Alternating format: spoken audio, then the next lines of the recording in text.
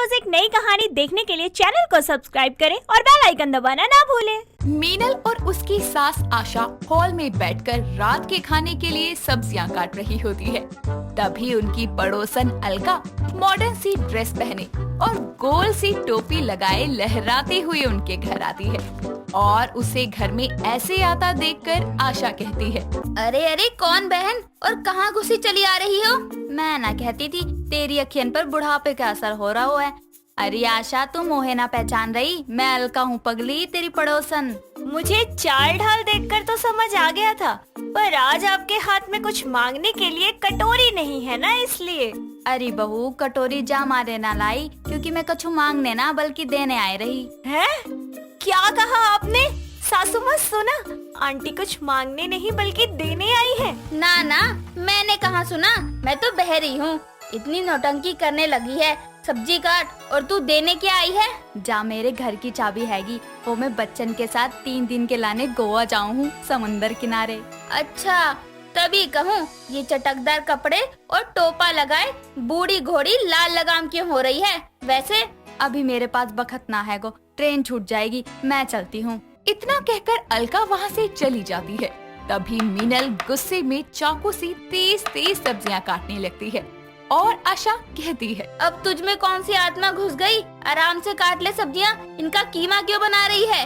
बस यही तो काम है हमारा रोज का, खाना और बनाना। सास बहू की जिंदगी बस सब्जी काटने और बर्तन धोने में ही निकल जाएगी क्या?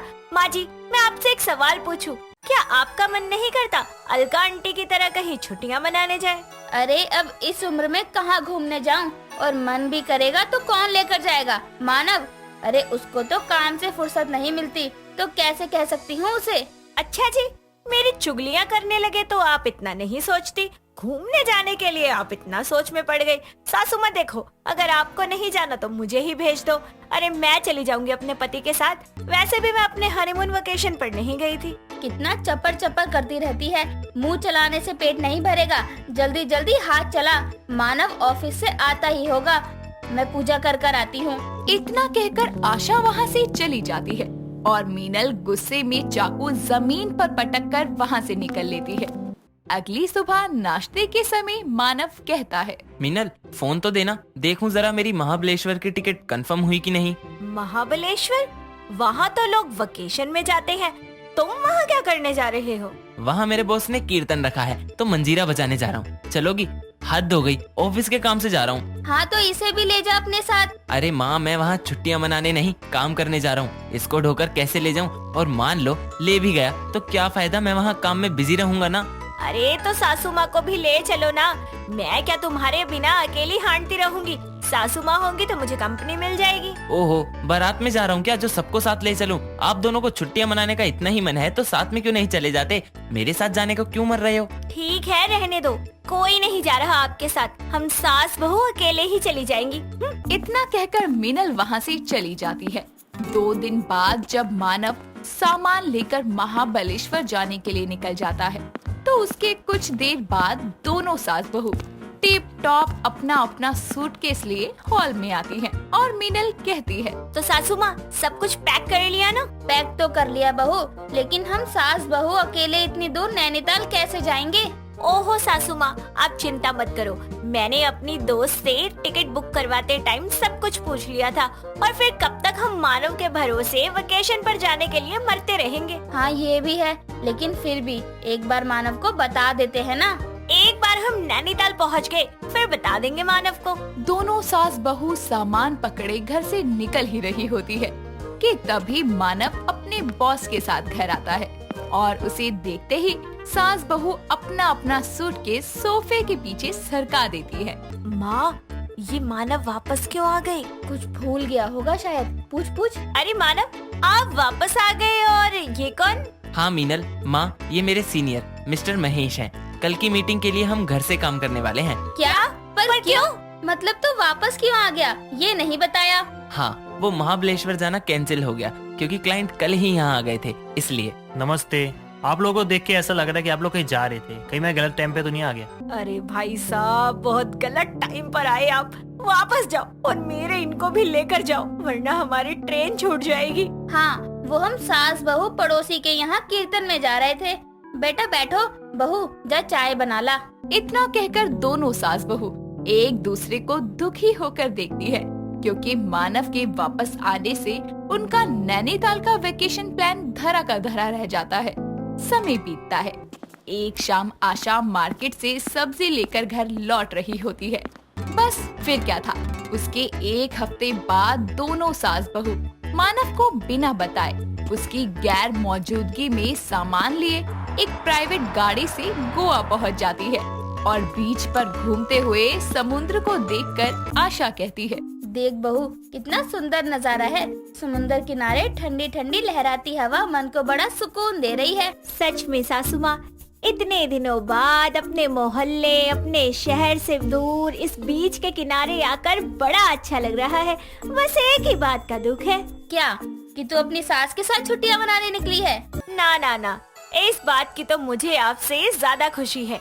वो तो मैं अपना स्विमिंग सूट लाना भूल गई, वरना तो मैं समंदर में डुबकियां लगाती। रहने दे, तुझे तैरना आता भी है और ये कहीं का तालाब या बावड़ी नहीं, समुंदर है। हाँ तो तालाब बावड़ी में आप ही तैरती होंगी, मुझे तैरना क्या, ड्राइव मारनी भी आती है। कितना फेंकती है बहू तू। चल अभी होटल वापस चल, थोड़ा आराम कर लेती हूँ। ओहो सासू माँ, आप क्या गोवा सोने आई हो? यहाँ पर बहुत सारे चर्च है, चलो वहाँ चलते हैं। चर्च बोले तो घंटा घर ना, जहाँ लोग प्रार्थना करने जाते हैं। हाँ सासू माँ वही, लेकिन पहले होटल चलकर कपड़े बदलते हैं। दोनों होटल जाकर चेंज करने के बाद चर्च जाती हैं। दोनों सास बहू आराम से गोवा के वेकेशन को एंजॉय करती हैं। तो वही मानव दिल्ली से अपनी कॉन्फ्रेंस खत्म करके घर लौटता है, तो उसे घर पर कोई नहीं मिलता और वो मीनल को कॉल करता है। मीनल यार, कहाँ हो तुम? और माँ भी घर पर नहीं है। तुम्हें बताया तो था आज लौटूंगा दिल्ली से। अच्छा तो घर आ गए आप। सुनिए, लल्लू भोजनालय से ना खाना ऑर्डर कर लेना और खाकर सो जाना, और अगर बाहर का खाओ तो गैस वाला चूरन लेना मत भूलना। और हाँ, सोने से पहले मेन गेट लॉक कर देना। ये सब मुझे क्यों बता रही हो? मायके गई हो क्या? और माँ कहाँ है? मायके नहीं, हम सास बहू गोवा आए हैं वेकेशन पर, वहीं से बात कर रही हूँ। क्या? गोवा? कब? कैसे? क्यों? मेरा मतलब अकेले कैसे चले गए बिना मुझे बताए? अब तुम्हारे पास तो टाइम है नहीं, तो क्या करते, हमने खुद ही प्लान बना लिया। हम सास बहू अकेले ही चले आए और मानव गोवा बहुत अच्छी जगह है। सासू माँ तो यहाँ आकर बड़ी खुश है, अभी सो गई है वरना बात करवाती। रास्ते में कोई दिक्कत तो नहीं हुई ना तुम्हें? मुझे तो बताना चाहिए था। अरे तुम्हारी वजह से ही तो सासू माँ मेरे साथ अकेले वेकेशन पर आने की हिम्मत कर पाई है। डरो मत, सब ठीक है, हम जल्दी आ जाएंगे। इतना कहकर मीनल कॉल कट कर देती है और अगली सुबह जब दोनों सास बहू होटल से बाहर निकलती है तो मानव उनके सामने होता है, जिसके बाद तीनों गोवा घूमते हैं। कमलेश दिल की बहुत ही साफ थी, मगर बिजली का बिल देखकर मानो जैसे उसके शरीर से किसी ने प्राण ही निकाल लिए हों। कमलेश अपने बेटे सुमित को हमेशा बिजली की बचत के लिए टोका करती थी। ऐसे ही एक दिन वो अपने बेटे से कहती है, सुमित बेटा, आज तेरी छुट्टी है तो इसका मतलब ये नहीं कि तू एसी के आगे पड़ा रहेगा। पता भी है तुझे एसी का बिल कितना आता है? अगर तू ऐसे ही एसी चलाएगा तो बिल देने के लिए मुझे अपनी किडनी बेचनी पड़ेगी। माँ, मुझे आराम करने दो। अगर बंदा गर्मी की दोपहर में एसी नहीं चलाएगा तो क्या सर्दी में चलाएगा? बेटा मैं एसी बंद कर रही हूँ। अगर तूने एसी दोबारा चलाया ना तो तुझे मेरी लाश पे से होके गुजरना पड़ेगा। इतना कहकर कमलेश एसी बंद कर देती है। शाम होती है और कमलेश घर का सामान लेने के लिए मार्केट चली जाती है। मार्केट से वापस आते ही वो खुश होकर सुमित को आवाज लगाते हुए कहती है, बेटा तुझे पता है मैंने एक ऐसा रास्ता निकाला है कि तुझे गर्मी भी नहीं लगेगी और बिजली की बचत भी हो जाएगी। अब क्या तरकीब निकाली है आपने, बताओ मुझे। कमलेश अपने थैले में से बीजना निकालकर सुमित से कहती है, इसे ले, तुझे हवा भी लगेगी, बिजली भी बचेगी और तेरे हाथों की एक्सरसाइज भी हो जाएगी। माँ, आपने तो हद ही कर दी। अब एसी होने के बावजूद भी हाथ से पंखा करूँ क्या? इतना कहकर सुमित बाहर चला जाता है। ऐसे ही वक्त बीतता जाता है और कमलेश आए दिन बिजली बचाने की तरकीबें लगाती रहती है। लेकिन जब कभी कमलेश आसपास नहीं होती तो सुमित जमकर बिजली का इस्तेमाल करता। ऐसे ही एक दिन कमलेश दहाड़े मार मार कर रो रही होती है तो सुमित वहाँ आकर उससे बोलता है। क्या हो गया माँ, क्यों रो रही हो आप? कोई मर गया क्या? अरे कोई क्या मरेगा, मैं ही मर गई हूँ। अरे कुछ बताओगी भी, हुआ क्या है आखिर? हाय, मैं तो लुट गई, बर्बाद हो गई। हे भगवान, ऐसा दिन दिखाने से पहले मुझे उठा क्यों नहीं लिया तूने? मैंने इतनी बिजली बचाई, फिर भी 1000 रुपए का बिल कैसे आ गया? माँ बस 1000 ही तो हैं, ज्यादा थोड़ी हैं। रो क्यों रही हो? अरे हद करता है तू भी। 1000 रुपए कम होते हैं क्या? मेरे टाइम में 1000 रुपए में क्या क्या आ जाता था। मैं ऐसे चुप नहीं बैठूंगी, बिजली बिल वाले के ऊपर केस कर दूंगी। अरे माँ इतना मत सोचो, मैं भर दूंगा बिल, रोना बंद करो पहले। दिन बीतते जाते हैं और एक दिन सुमित अपनी प्रेमिका रिया को अपने घर लेकर आता है और सुमित अपनी माँ को आवाज लगाते हुए कहता है। माँ बाहर आओ, देखो मैं किसे लाया हूँ। कमलेश बाहर आकर बोलती है। अरे ये तो कल्लू हलवाई वाली की लड़की है ना? तू इसके साथ क्या कर रहा है? हाँ माँ ये वही है, हम दोनों एक दूसरे से बहुत प्यार करते हैं और शादी करना चाहते हैं। ऐसे कैसे? पहले मैं तेरा टेस्ट लूंगी, अगर तू पास हो जाएगी तो तुझे अपने घर की बहू बनाऊंगी।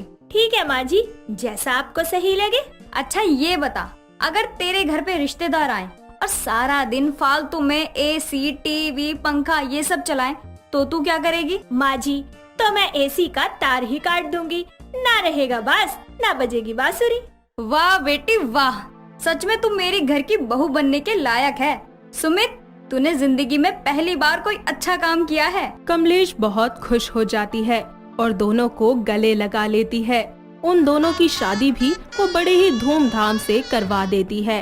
शादी की रात सुमित रिया से कहता है। रिया मैं तुमसे बहुत प्यार करता हूँ, मेरी माँ को बिजली कंजूसी की आदत है, उस पर कभी गौर मत करना, उनके साथ हमेशा प्यार से रहना। मेरी माँ के सिवा दुनिया में कोई नहीं है मेरा, मैं चाहता हूँ कि तुम उनका हमेशा ख्याल रखो अच्छे से। अरे तुम चिंता मत करो, मैं उनका ध्यान बिल्कुल अपनी माँ की तरह रखूंगी। सुबह होती है और सुमित अपने काम पर चला जाता है। रिया कमलेश के साथ मिलकर अपना दिन बिताती है। शाम होती है और सुमित ऑफिस से वापस घर आता है तो अपने कमरे में जाकर वो बहुत ही ज्यादा हैरान हो जाता है। साथ ही रिया से वो पूछता है। रिया ये पूरे घर में मोमबत्तियाँ क्यों जल रही हैं? ये चल क्या रहा है? अरे मेरी जान, मैंने और मम्मी जी ने घर की सारी लाइट बंद कर दी है, इससे हमारी बिजली भी बच जाएगी और हम सब मिलकर कैंडल लाइट डिनर भी कर लेंगे। सुमित बेचारा कुछ नहीं कहता और खाना खाकर सो जाता है। ऐसे ही दिन बीतते जाते हैं। अब कमलेश और रिया रोज मोमबत्ती जलाकर बिजली बचाते। ऐसे ही एक दिन अचानक सुमित के चिल्लाने की आवाज आती है। रिया और कमलेश भागते भागते उसके पास पहुंचती हैं और कहती हैं। जी आप ठीक तो है ना? अरे बेटा क्या हुआ, तुझे चोट कैसे लग गई? तुम दोनों की वजह से लगी है मुझे, ये मोमबत्तियाँ जला रखी हैं। अरे कुछ ढंग से दिखता भी नहीं है और मैं टकरा के गिर गया। बहुत हो गया तुम दोनों का ड्रामा, अब लाइट जलाओ सब, वरना मुझसे बुरा कोई नहीं होगा। रिया सारे घर की लाइट्स को जला देती है।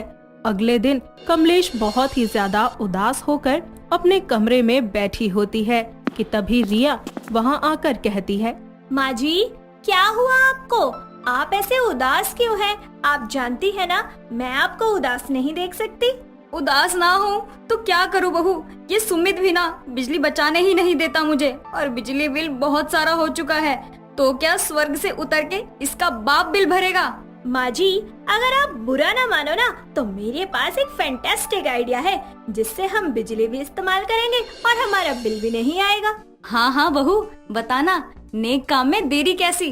अगर हम बिजली के खंभे पर तार डालकर डायरेक्ट बिजली ले ले तो फिर तो हम जितनी मर्जी बिजली इस्तेमाल करें किसी को पता भी नहीं चलेगा। क्या बात है, मैं वारी जाऊं तुझ पे, अब तक ये आइडिया मुझे क्यों नहीं आया? भगवान तेरी जैसी बहू सबको दे। ऐसे ही कमलेश और रिया रोज तार डालकर बिजली चुराती और सारा दिन सभी लाइट्स, टीवी और बाकी घर की चीजों को ऑन रखा करती। ऐसे ही एक दिन सुमित घर आता है और कहता है। ये क्या माँ, मैं गया था तो एसी चालू था और आया तो भी, और आपने बिना जरूरत के सब लाइट जला रखी हैं, आप ठीक तो है ना? अरे बेटा तू भी ना, फिक्र करने की क्या बात है, तेरा जो दिल करे तू वो चला।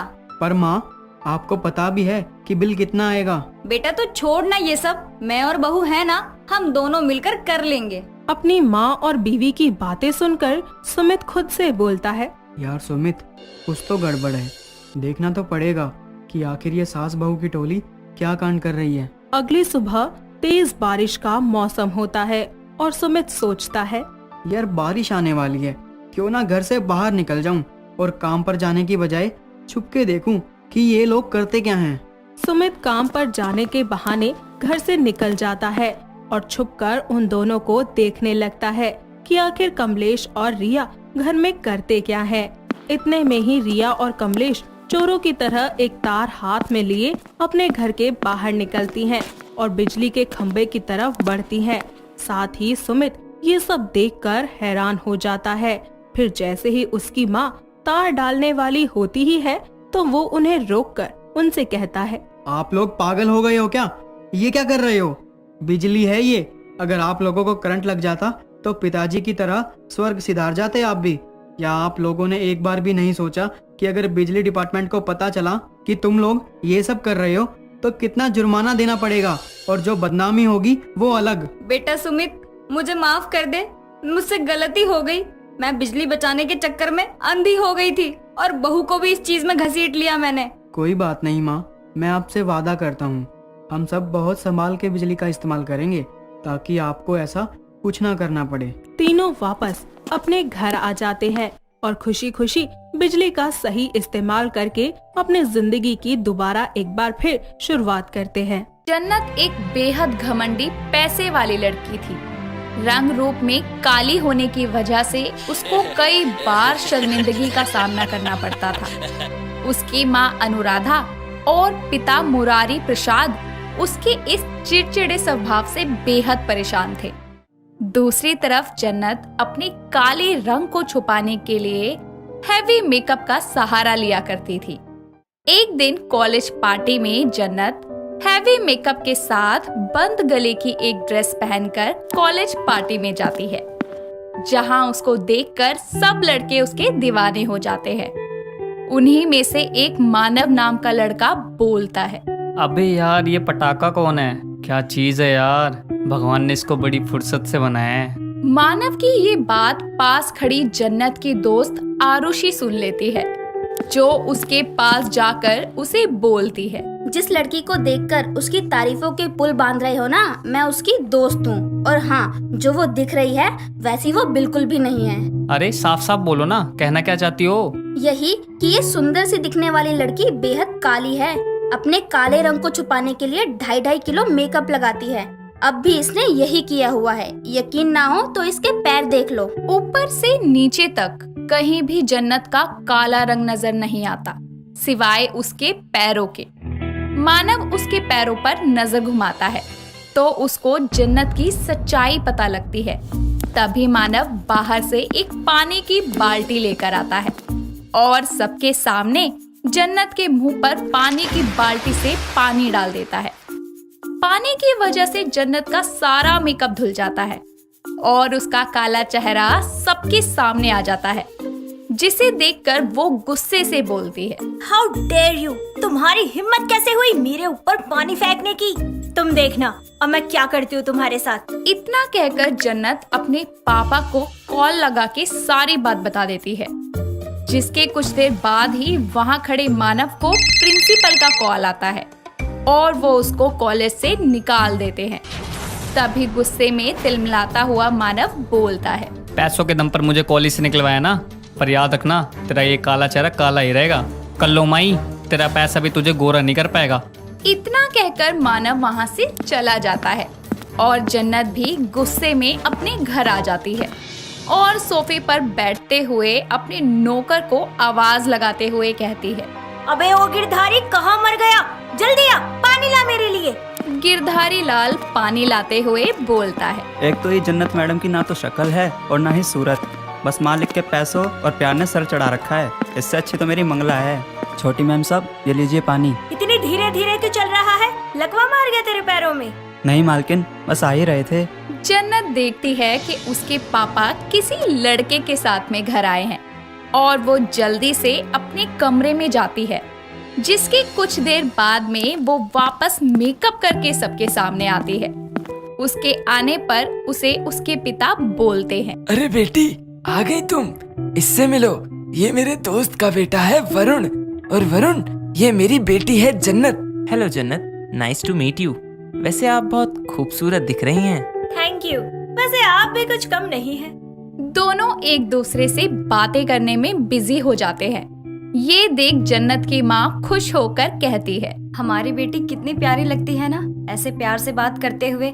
और ये लड़का इसके साथ कितना अच्छा लग रहा है। इसीलिए तो इसको यहाँ लाया हूँ, ताकि ये दोनों एक दूसरे को पसंद कर पाएं। लेकिन अगर जन्नत का असली रंग देखकर उस लड़के ने उसे मना कर दिया तो? हाँ, मुझे भी यही डर है।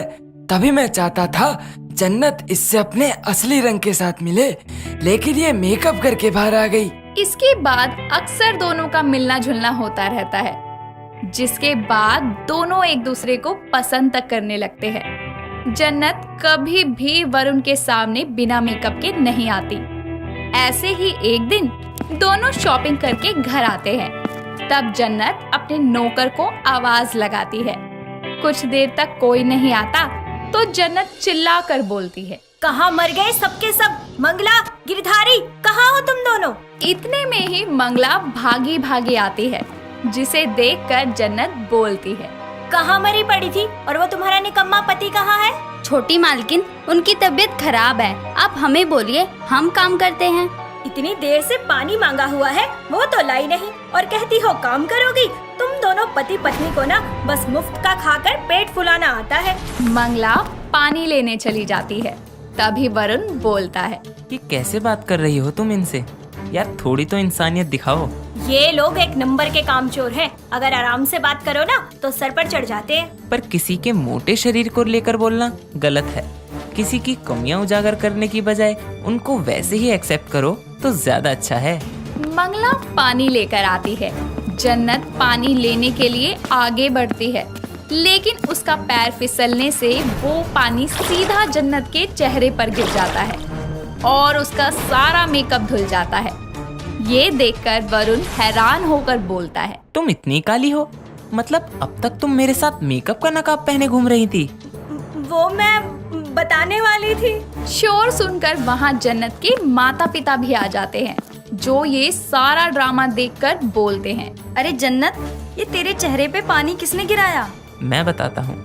आपकी बेटी अब तक मेकअप की आड़ में अपना ये काला चेहरा छुपाए मेरे साथ घूमती रही, और आप लोगों ने भी इसका साथ दिया। पर बेटा, रंग रूप से क्या फर्क पड़ता है? मेरी बेटी हीरा है, वो तुम्हें कभी किसी बात की शिकायत का मौका नहीं देगी। हाँ वरुण, मैं भले ही काली हूँ, पर मैं तुमसे बहुत प्यार करती हूँ। अरे जाओ ना, ना तो सूरत है ना ही सीरत। तुम्हारे पास घमंड के अलावा कुछ नहीं है। वरुण की कड़वी बातें सुनकर जन्नत के पिता गुस्से में बोलते हैं, बस बहुत हुआ। अरे मुझे लगा था तुम एक सभ्य लड़के हो, जो रंग रूप, मोटे पतले, काले गोरे जैसे हीन धारणाओं से कोसों दूर होंगे, पर मैं गलत था। तुम भी सभी की तरह छोटी सोच रखते हो। हाँ जी, ऐसे लड़के के साथ हमारी लड़की कभी भी खुश नहीं रह सकती। पर माँ, पापा, मैं वरुण से बहुत प्यार करती हूँ और मैं उसी के साथ रहना चाहती हूँ। वाह अंकल वाह, जैसे मेरे ऊपर चिल्लाए वैसे अगर अपनी बेटी पर चिल्लाते तो शायद उसका ये बेवजह का घमंड सर चढ़कर नहीं बोलता। मुझे उसके काले होने से कोई दिक्कत नहीं होती, लेकिन उसमें तो ये छोटे बड़े की इज्जत करने के गुण भी नहीं है। वरुण प्लीज मुझे माफ कर दो। मेरे माफ करने से क्या होगा? मंगला दीदी से माफी मांगो। और हाँ, किसी इंसान को उसके औधे या उसके नैन नक्श से नहीं नापना चाहिए।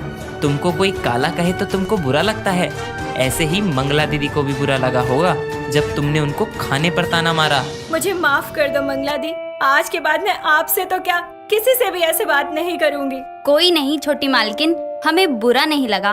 मतलब बेटा, तुमको हमारी बेटी पसंद है? हाँ अंकल, मुझे उसके रंग से कोई फर्क नहीं पड़ता, मैं उससे प्यार करता हूँ। जुग जुग जियो बेटा, आज हमें दामाद के रूप में एक बेटा भी मिल गया, जो हमारी बेटी को सही राह पे ले आया। इसके कुछ समय बाद में दोनों की शादी करवा दी जाती है और वो लोग खुशी खुशी अपनी नई जिंदगी शुरू करते हैं। दोस्तों अगर आपको ये कहानी पसंद आई तो इसे लाइक करें, शेयर करें और कमेंट करके बताएं कि कहानी में आपको सबसे अच्छा क्या लगा।